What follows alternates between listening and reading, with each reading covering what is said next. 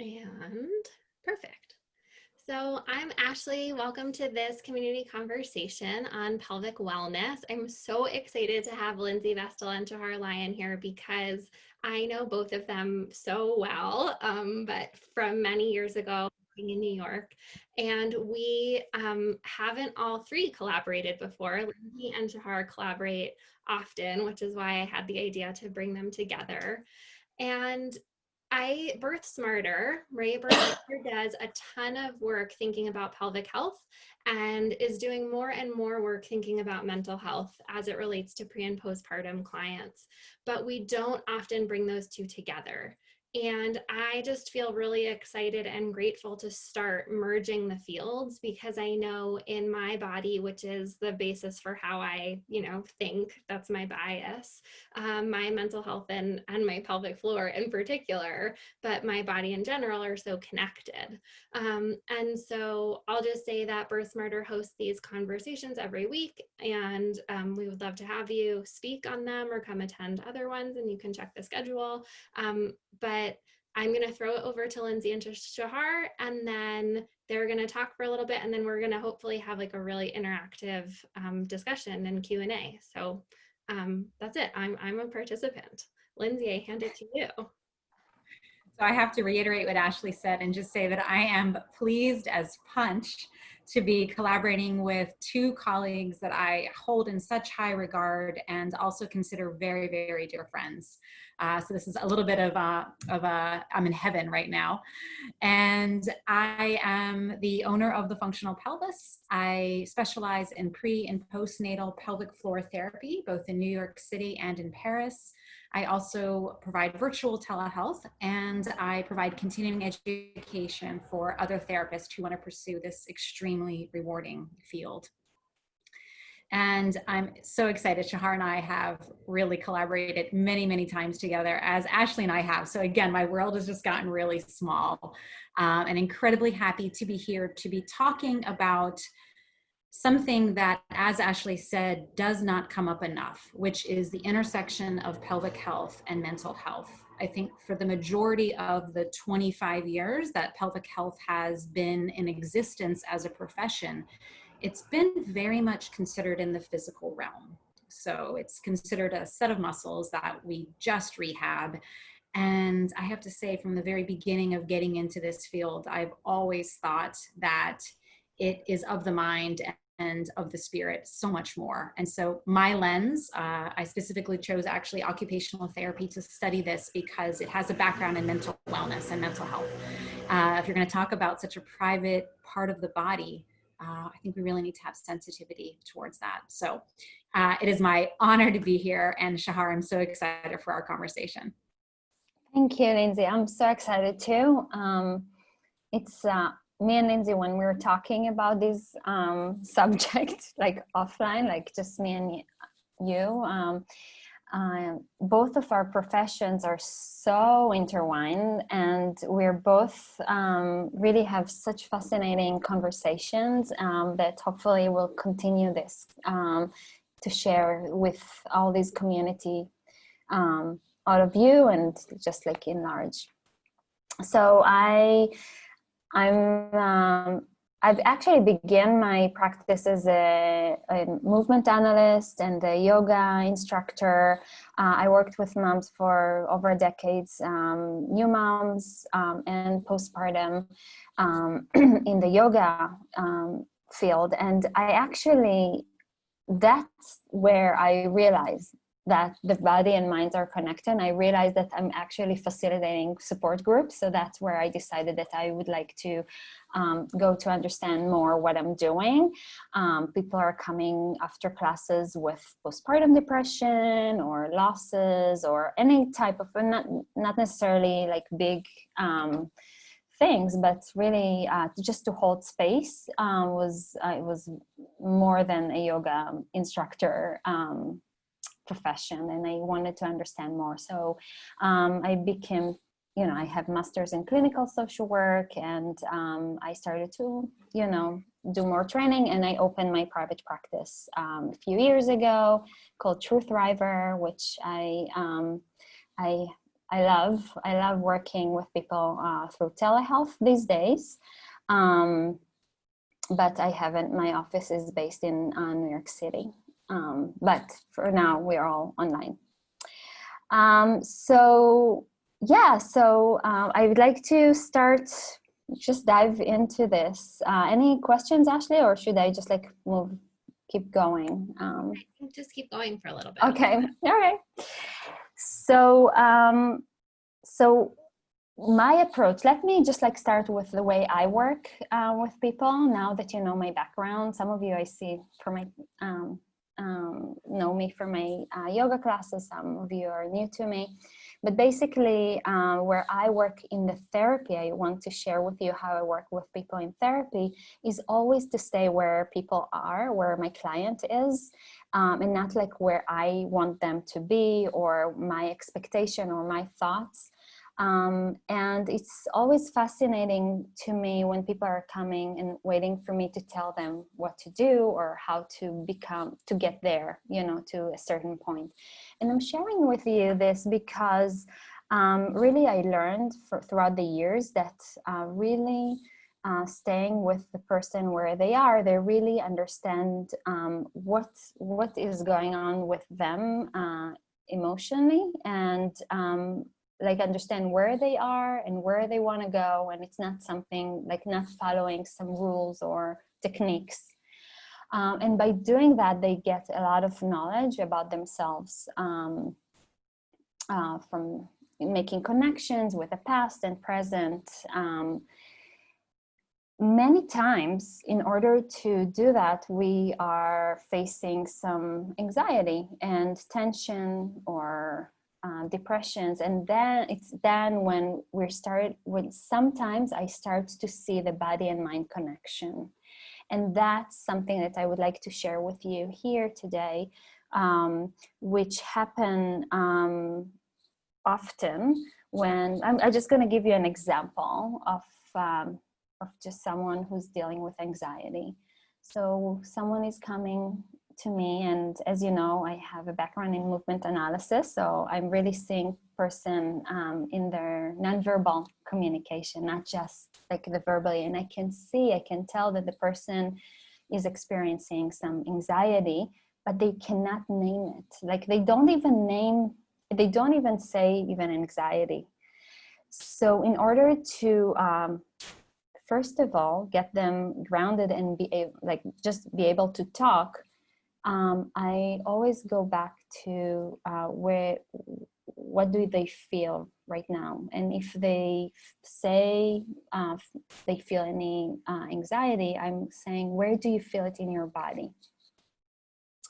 And I just want to talk very quickly about anxiety. The essence of it, it's a loss of control, right? Like it's when we're losing control, we become anxious. And so by asking and by exploring, where do you feel it in your body, immediately you have some sense of control on your body. And I think, Lindsey, we're going to explore more about the physical aspect, right? And it's like how this connect. And so by definition, if a person become more in control, they become less anxious, right? So I think this is just like an example of what are we doing. So let's say a person telling me, oh, I feel it in my chest, or I feel it in my shoulders. What do you feel in your shoulders? And we're exploring, and curiosity becomes a big component of my work, of connecting the body and the mind, so people can really talk and verbally saying what they feel, by really understanding what they feel in their body. Sometimes like people don't need to talk about their body because it's very easy for them to talk. So it's not always like that, but that's something that usually happen when I see person. For example, I can give you many examples. Should I keep going with that, or you wanna, I'll hand it to you, Lindsey. I love that, Shahar. I love that for a lot of reasons. And it really reminded me of the pelvic health work that I do, because feeling rooted in your body, kind of when our mind starts to travel and starts to think about things that we can't control, and I think that every single one of us right now with the current pandemic can really, really relate to this one facet or another, feeling things are really out of control, but bringing it back to what is within you. So what sensation you're experiencing, where are you feeling that anxiety, can not only connect you to that source, which is the only thing that you ultimately do have control over, which is yourself. It also enables you to start to tap into your sensory system, right? So for those of us that maybe have tried meditation or, you know, successful or not, I've certainly had my struggles with it. When we start to feel the senses, so what we're tasting at that time, what we're hearing at that time, what we're feeling if there's wind coming onto our skin, that being rooted in that sensory embodied experience is what can take away some of the future worry and some of the past worry, because it really roots us in the present. And so when I ask my clients where they're feeling their anxiety or their pain or their discomfort, what I often hear the most is the jaw and the pelvic floor.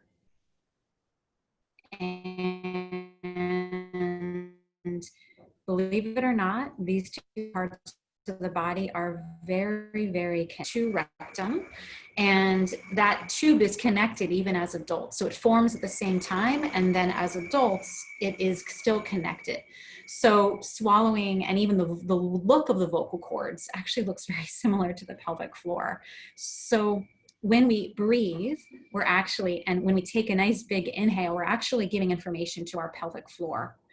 And when we stay in a shortened, tightened, anxious, compressed breath, our pelvic floor isn't getting the nourishment that it can need to calm our nervous system as well as to move fully through space. So I just wanted to share that in terms of the jaw and the pelvic floor, because one of the questions I get a lot is, will Kegels help me, right? For people preparing to give birth, for postpartum people, it's sort of like Kegels are that buzz term. It's that holy grail. It's that one thing that can fix our pelvic floor or prevent something from happening. And I think that Kegels are one half of the story. So Kegels are the tightening aspect, and there's so much more that happens in the release. There's so much more that happens in the ability for the body to move fully through space. And I think this idea of tension holding us together actually doesn't serve us. Strength serves us, but tension doesn't. And I think our concept in this culture of Kegels, of closure and lift and tightening and holding and gripping bellies, not helpful for aesthetics either. And I also really loved, Shahar, what you talked about with curiosity, because I think curiosity is a really beautiful attribute to cultivate throughout life and throughout this journey we have of learning about our bodies. Because when we get out of that curious state, we can get into more of a judgment state, a state where we're a little bit more critical. And, you know, life's about that journey. Life's about learning more as much as we can and being curious about our thoughts and our body. And what a beautiful example to set for our children as well, is that curiosity and that lifelong willingness to move away from anxiousness and tension and embrace more release and embodiment. I love that we so overlap our profession. I can give you an example. First of all, the connection between the jaw and the pelvic floor. All of you who are taking my prenatal yoga classes hear it like constantly in my classes and workshops, and we talk about this connection, especially during with the birth, when with a partner, when you're preparing for birth. And I'm sure, Ashley, you know what I'm talking, you're also doing that in your workshops. It's like talking about what do you do, like when you are birthing your baby, what is happening in your jaw. And so we're exploring how to relax the jaw by kissing, like passionately kissing with the tongue, or making yourself laugh. Right. So this connection is I love that example because it's really make a connection between the body and the mind. When we're tense, we're like immediately closing. I also wanted to give an example, and I would love, Lindsey, you to talk about this. There's women who have like some hard times within sex, actually, for many reasons, whether it's trauma or whether it's physical problems. It's just like this, I'm dealing from the other side in my office with, or telehealth, with people who are dealing with the thing that specifically this is because of something physical. And it's like on this like nice, connection. I'm not like pushing them to think about this anxiety or trauma or something that is coming from the past, or it's connected there. So they're going to a PT and working on that, whatever situation is. Do you know what I'm talking about, right? There is specifically diagnosis, right, for vaginismus, right? That's Vaginismus. Yes, yeah. So I had like a client, for example, with this specific issue, and we were dealing with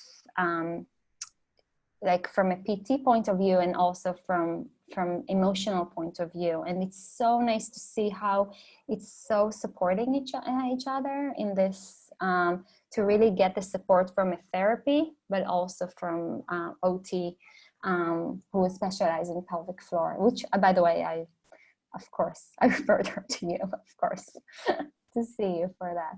Can I interrupt and ask a question?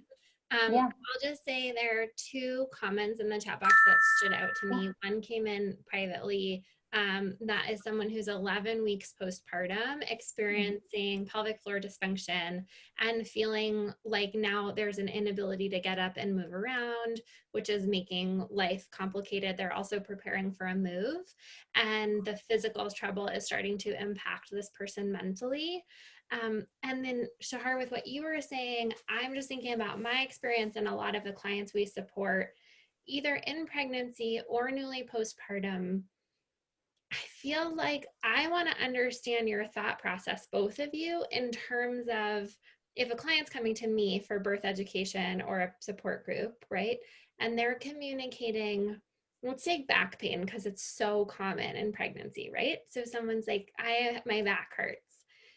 Sometimes that's emotional release and the body is okay, right? And sometimes there's OT or PT or chiropractic or exercise. Probably it should be both. But how, if you are meeting a client, how would you go about thinking about like the order of operations for someone getting support? I can go, if that's okay. For me, as I started to talk about like me seeing a person in this kind of state, I always going back to a sense of control and a sense of how your body is functioning. So of course we're doing the education by just like explore. I'm not an OT like Lindsey, but I'm seeing a person sitting like, like that on the couch.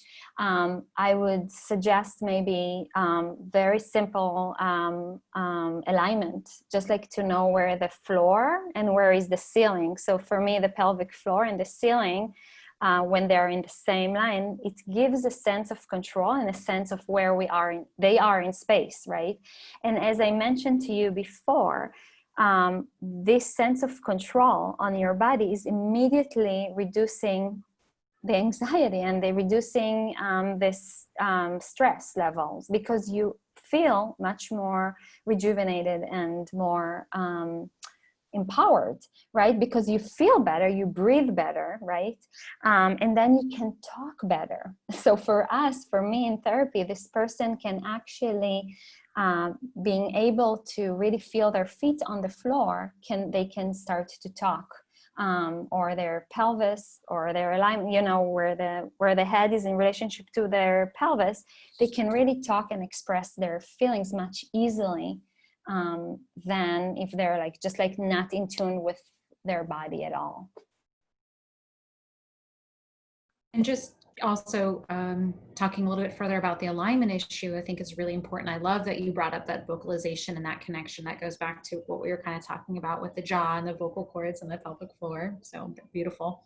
The alignment also contributes a lot to some of that back pain, Ashley, that you had mentioned, right? So this idea that our curves dramatically change during pregnancy, which is a beautiful thing. It helps support our baby.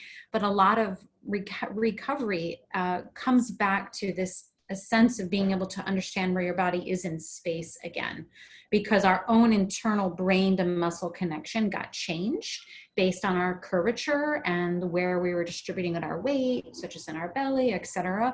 So being able to come back to center, and those changes, speaking from my own pregnancies as well, those changes happen so gradually that we don't even sometimes realize they've happened. So, you know, sometimes just standing in front of a mirror and doing a really basic run through. What I always like to say is our ears should be over our shoulders. Sorry, there's a loud. Wait a moment. Our ears should be over our shoulders, which should be over our heart, which should be over our pelvis. And that's kind of a nice basic stacking, because I know what I see a lot is, you know, sort of forward jutting of the chin, which changes the curvature of the spine and even where we're distributing our weight on our pelvic floor, right? And these simple changes really do add up. They become our new normal, right? These shape changes that we take on in our body as we age really start to change the body's elasticity and our movement options. To me, health is really about having options and being curious about those options. And we get locked and stuck and fixed both in our mind and in our body. Some of those options aren't as easily available to us.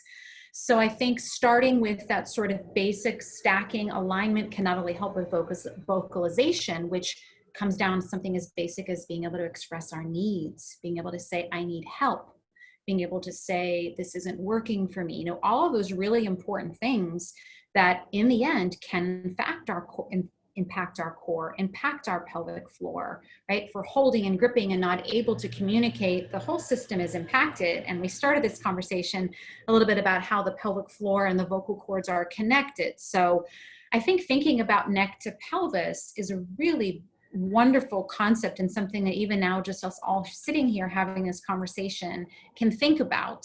And grab props. I'm a big fan of props. So the chair I'm sitting in now, just a moment ago, I was actually looking for my yoga block or my pillow because I wanted to stuff it behind me. I didn't prepare. But if you are around and you have some props, get yourself set up, get yourself organized. And it's amazing the clarity of thought that can come with a little bit of body organization. Can I give you an example exactly for that? So I teach also at Pratt Institute for many years, but anyways, like years ago, I had before I actually been a therapist, a student came with panic attack. She could not breathe.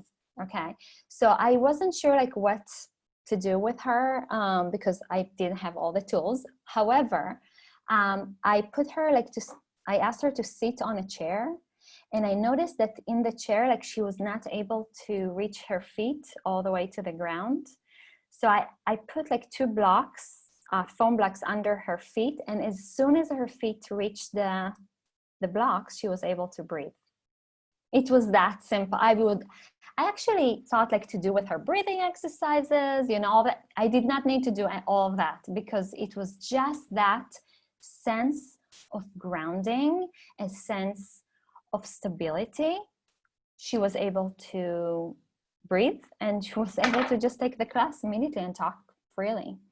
So this connection it's like we can't like ignore that, and we have to keep work on collaborating, Lindsey and I, to keep educating. And I love the way that you describe your work, because it's very similar to the work that I do in therapy, which is very much about, as I said, curiosity and empowerment and knowledge about our behavior and knowledge about why are we doing what we're doing? Why are we choosing those kind of partners? Why our relationships are always end up this way, you know. And it's not like in a judgmental way. It's not like we're trying to change something drastically.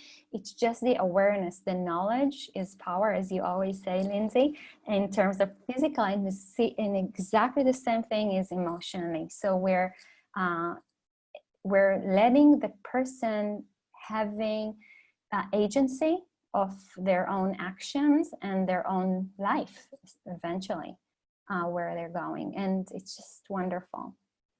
One of the interesting things, I'm sorry, Ashley, go ahead. Can I jump in for a second?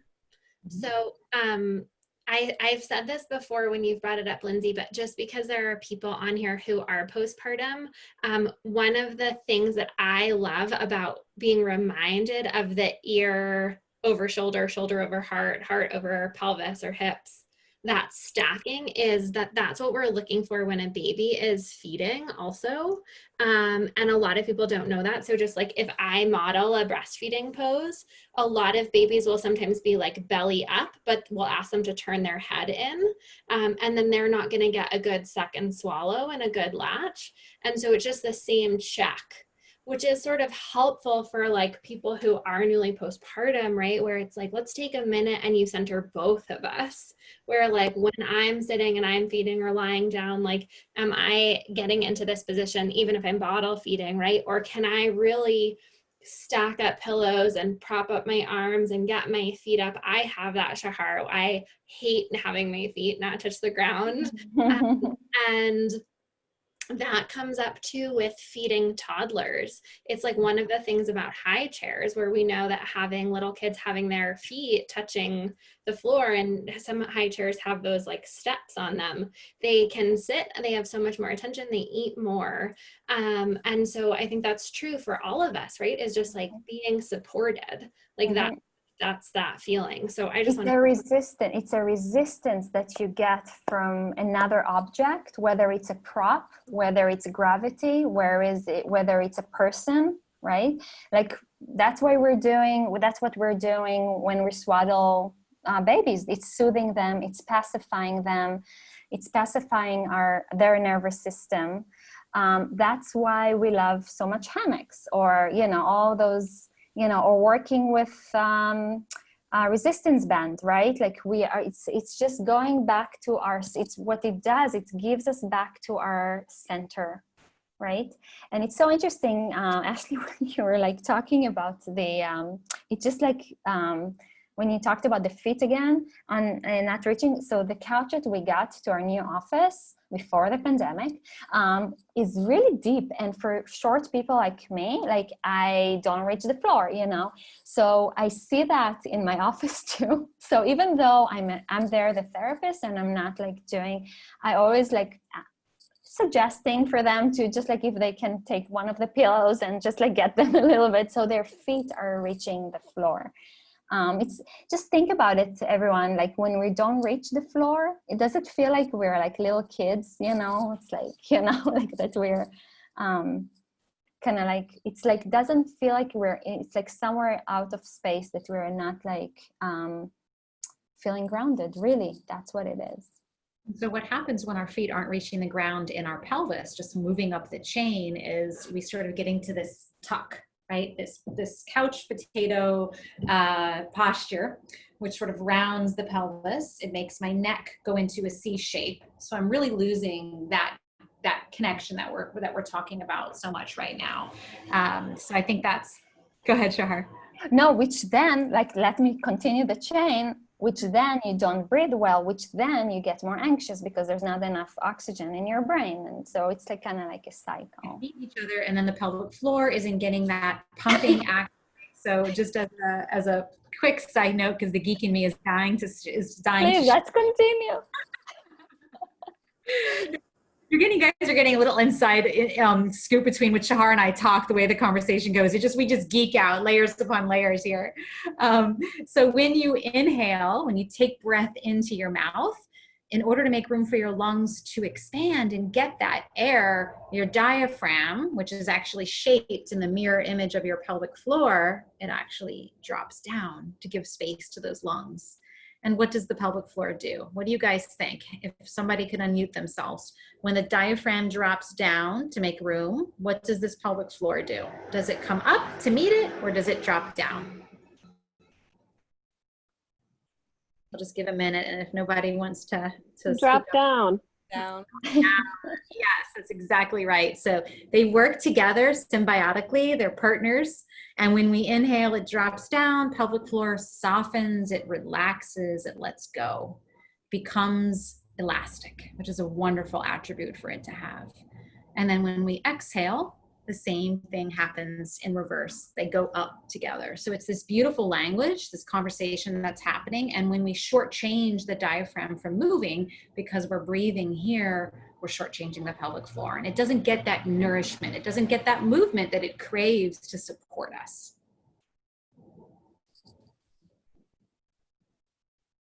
Are there any other questions that anybody have to all three of us?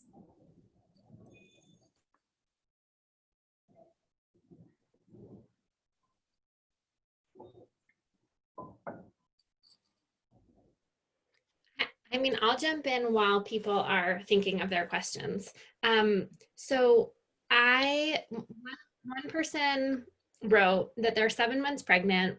They have like a relatively big job, and navigating anxiety and the workload in COVID and pregnancy and staying embodied has been a challenge.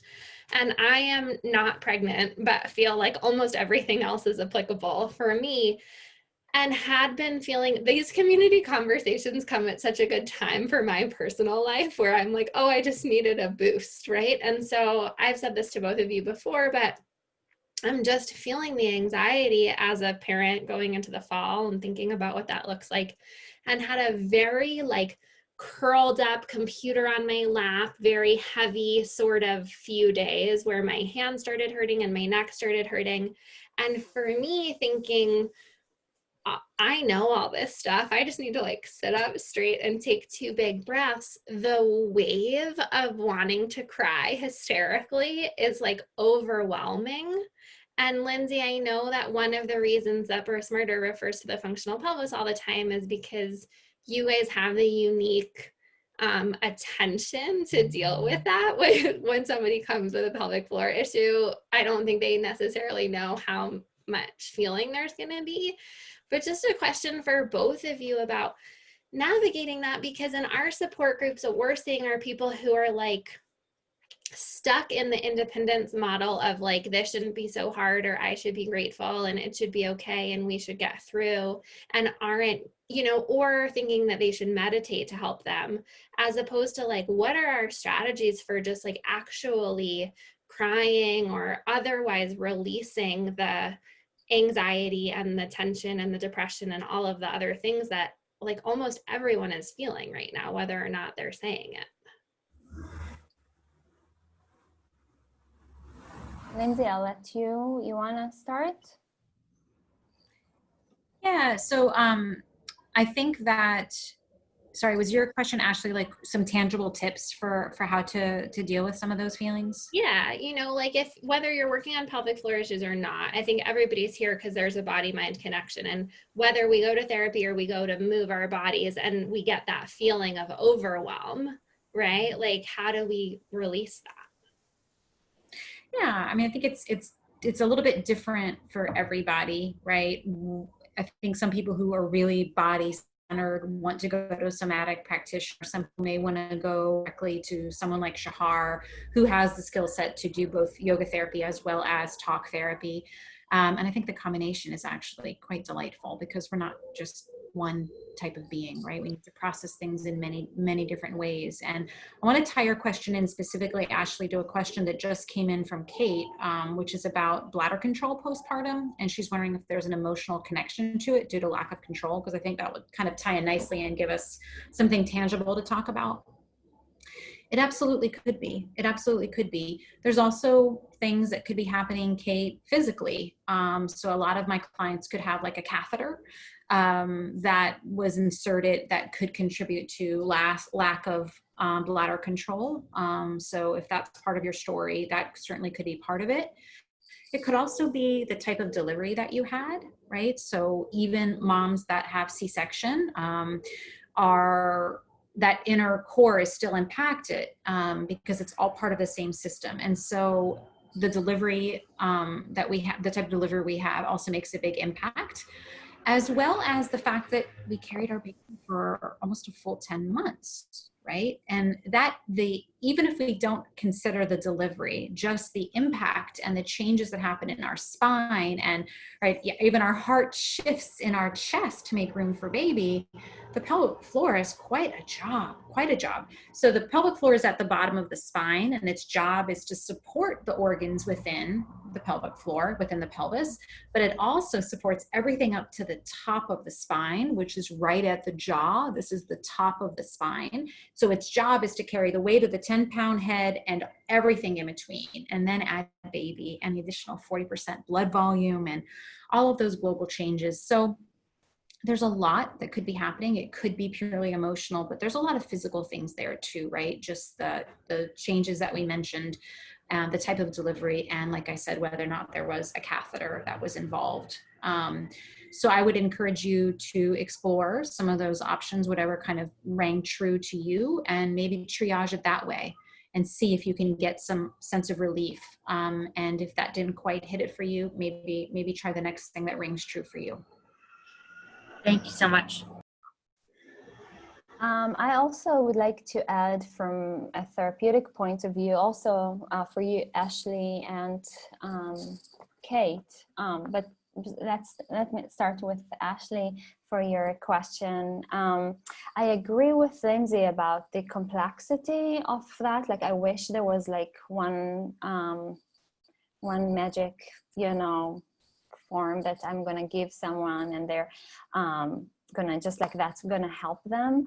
It's so complex. It's so complex because each one of us are coming from her own history, her own trauma. Like, we all experience some sort of like traumatic experiences. It's also in the different where you are in the world. It's the culture. It's also different in the terms of the dynamic in the family, the dynamic with the kids. Are the kids have special needs? I don't know. It's like, it's so complex. And this is, I'm talking just about the emotional aspect. Lindsey was talking about the physical aspect. It's a biopsychosocial. It's like some people have social, a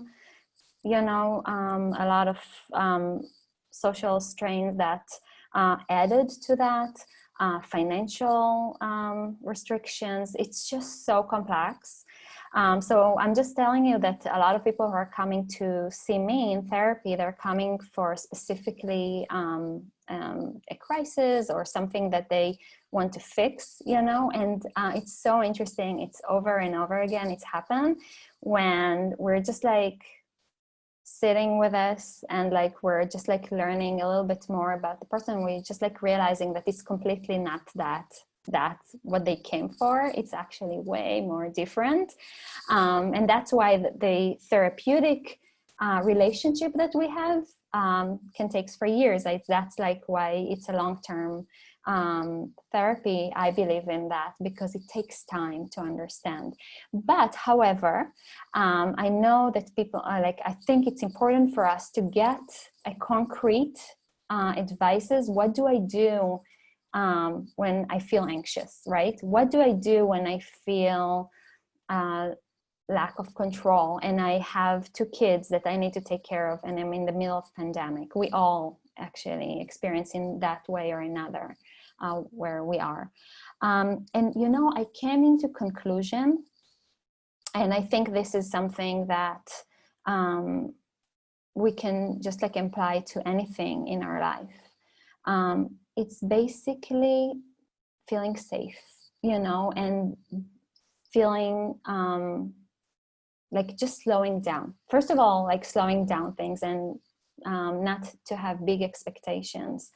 So by slowing down and really understand that going back to the basics, it's actually not that complex because I think you mentioned like talking about schools, right, Ashley? That's what and so if we're talking about schools, like the kids need something very basic that it's not like a big deal than how we look at and that, you know, so they just need, whether it's a remote or it's like in person, or whether it's play date or not, you know, it's all about how we give it to them. And so I think like if we can all just zoom out a little bit and see of like really about the big picture, about like really that we all in it together, and how we can actually only be with really basic stuff like food, water, you know, I'm really talking about basic stuff, love, that's it, you know, we all, that's what they need really. So by giving them all of that and giving yourself a permission to fail, can really help to lessen the anxiety. So actually, instead of giving a permission, like just to accept that you're going to fail, like whatever you're going to do, just you're gonna, and by giving yourself a permission, you know that you're actually going to come out of it without judgment, and you're going to come out of it stronger. So there's a beautiful, beautiful approach that I always mention that, which is rupture and repair, which is, we always make, like that's for the mom, is always make mistakes. We all just accept that we all gonna make mistakes, and it's inevitable, okay? And by doing so, we lessen the anxiety, because it's not, we don't have any expectations. Like, okay, and now the repair is way more important. And actually, we can't be better without the rupturing. So the rupture is something that makes us a better parents. And it's something that I invite actually to fail. And I'm inviting the anxiety. This is something that we tend to push a lot. I think this goes a lot with what you're saying, Lindsey, about people want to control the bladder and or the pelvic floor and tightness. This is also emotionally. What happens if we let go and we're letting actually the anxiety to sinking and feeling it in our body? Where is it in my body? What kind of, be more specific, what kind of sensations do you feel? Not just like the part of your body. And by doing so, you're making actually the anxiety smaller, and you're bigger than that. You know what I mean? So I hope that helps or answer the question. So beautiful, Shahar. I really love that. Thank you. I want to just add on to that and say this idea of wanting to control. Let's just use the bladder for the sake of like leaking or urinary incontinence, which is really common, right? 30% of postpartum people have some degree of leaking. And a lot of times we want to just tighten, right? We think if we hold it in, if we hold it together, if we squeeze that pelvic floor, it's not going to come out, right? Whether that's your laughing, coughing, sneezing, or potentially urge incontinence, which I think might be what Kate might have been talking about. I'm not sure. So urge incontinence is loss of urine on our way to the bathroom versus leaking because of laughing, coughing, or sneezing. And this idea of I'm going to keep it in now, I'm going to button it up, right?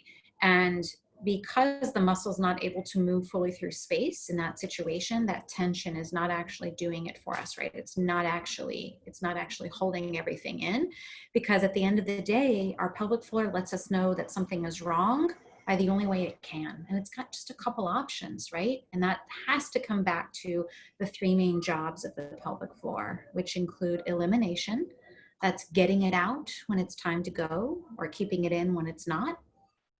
It's intimacy, so being able to be involved and comfortable and achieve orgasm. And lastly, it's support. It's keeping the organs held in place, held inside of our body. And remember, I mentioned all the way up to our head, right? So it's just structural integrity and support, deep stability. And so it's going to let us know in one of those three ways that something is up. And we automatically assume it's that we're too relaxed, that things need to be tightened.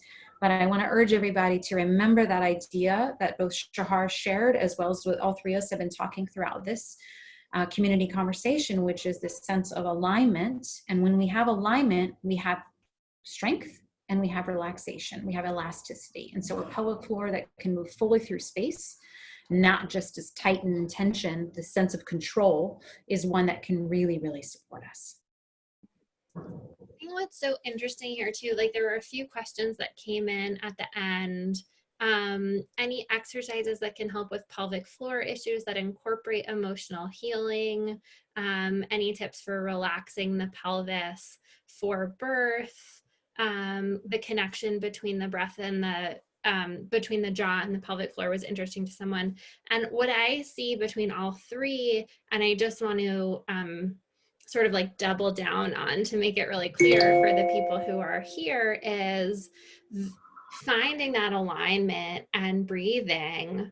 Like that's it, that's the work, you know. And sometimes I think people come to talks or go to therapy or see a pelvic health professional for more of a magic bullet and something that sounds maybe like a secret, you know. It's like, oh, I need to go to this expert to find this highly specialized thing. And it's like, well, you could like you can do a lot of the work on your own. At some point, people with various issues, you know, histories, traumas, actual issues in the body are going to need expert opinions and expert advice and guidance. But really sitting up tall and standing up tall and finding space in your body and breathing well and releasing the pelvic floor, that's the work, right?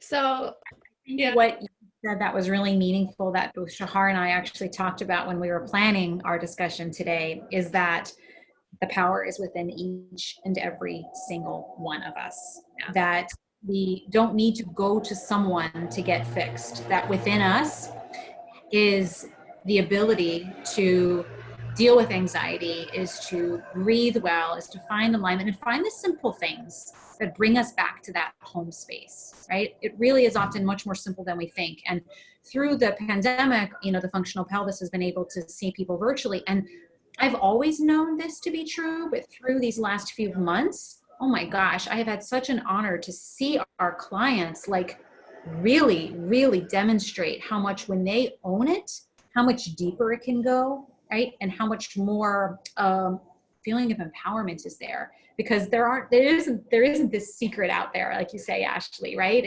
It's really coming back to center. And I think people like Shahar and like myself can help you come back to center, but it's really you. We're your guide, but it's you doing the work.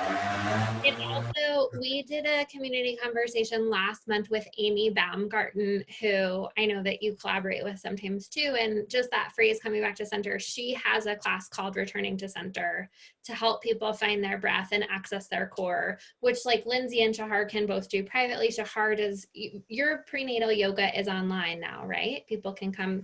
So I'll send all that information out in the follow-up if you want to take Shahar's yoga class, because they're incredible.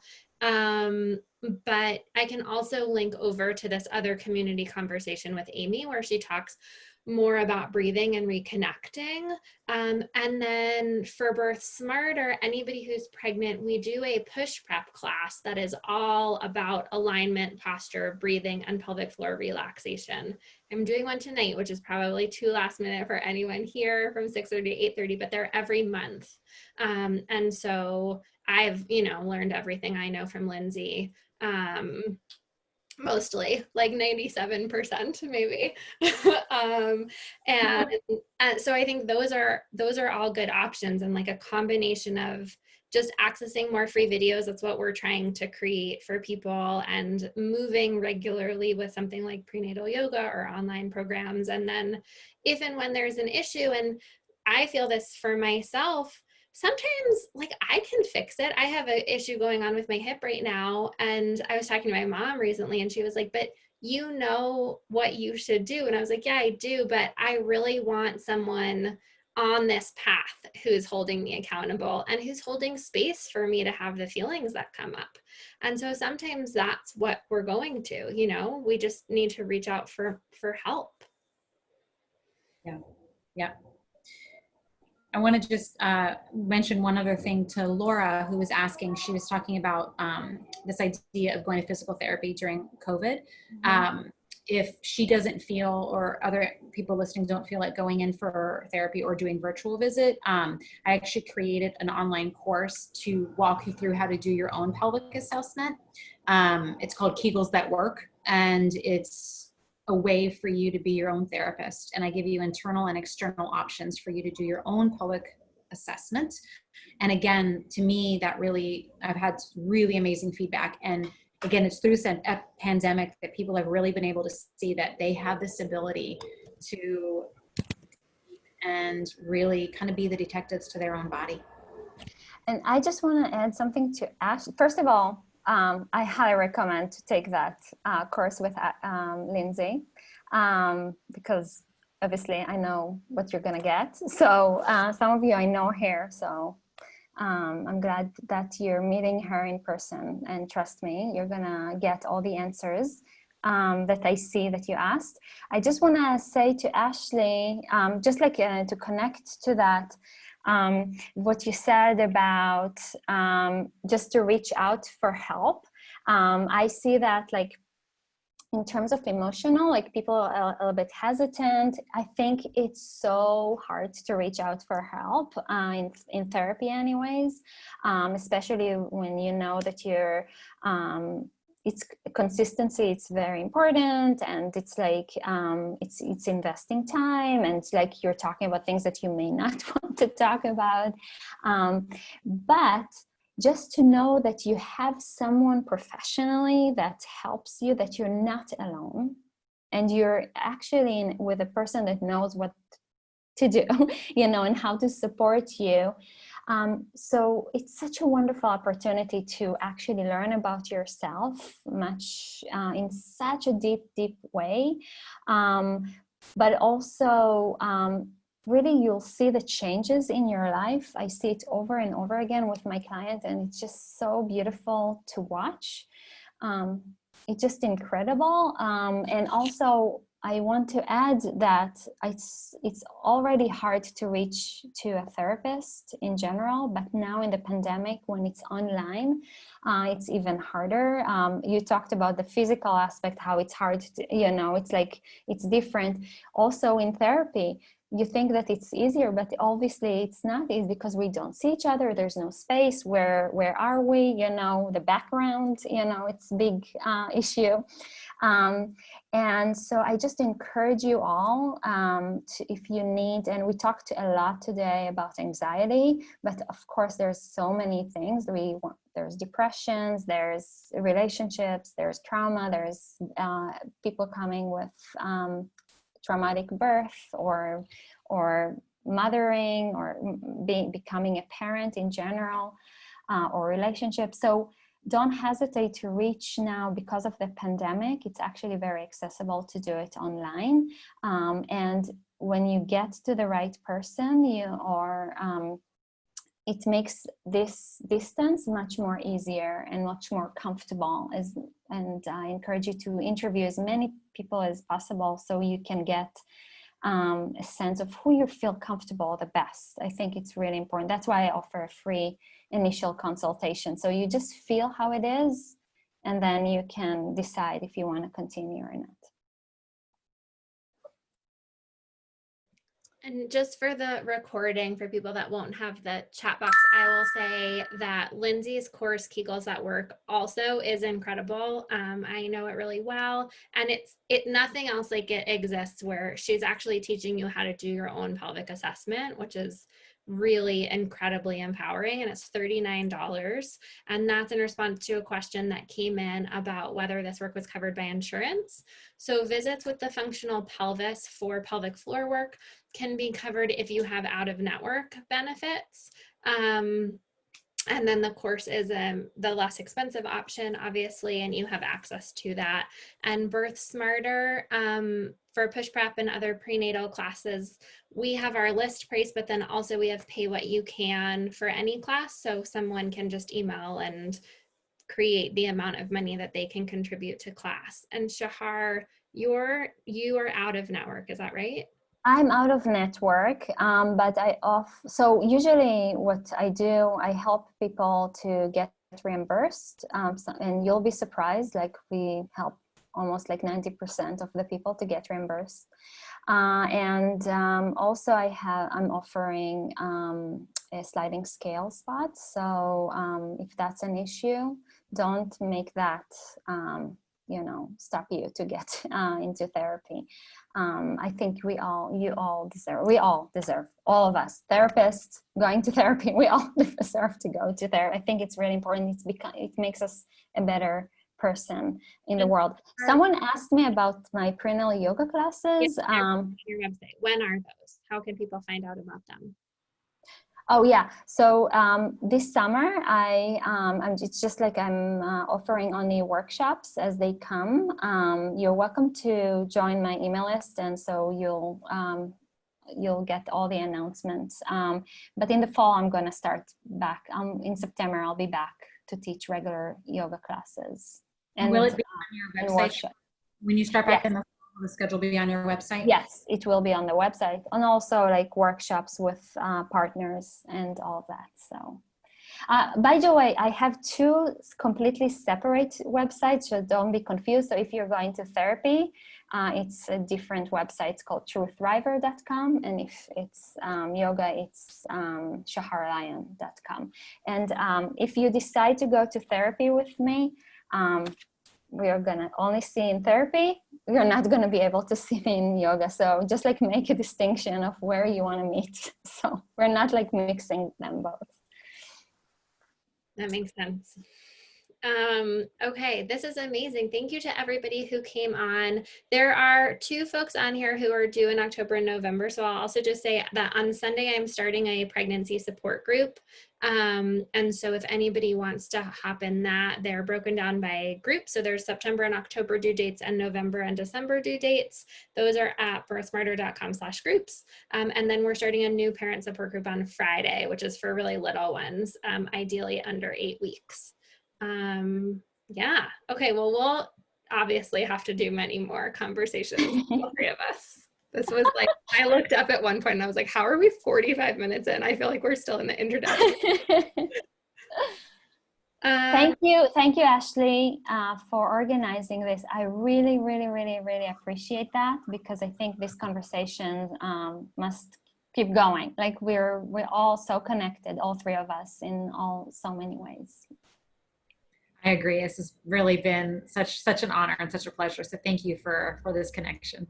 And I would love to hear from all of you. Maybe you can send to Ashley or me or Lindsey about any feedback. If you want more of this, maybe you can ask more questions, or maybe you can just give us feedback. I really enjoyed it, and it makes me feel like I want more. So we'd love to hear from you guys. So yeah. Amazing. Okay, everyone will get a form, so you can fill that out and send us some feedback, and then we'll do more and change them up. And yay, amazing. I love you both. I mean, okay, have a wonderful day. Have a good night, Lindsey. Bye. Bye. Thank you. Thank you. Bye, everyone.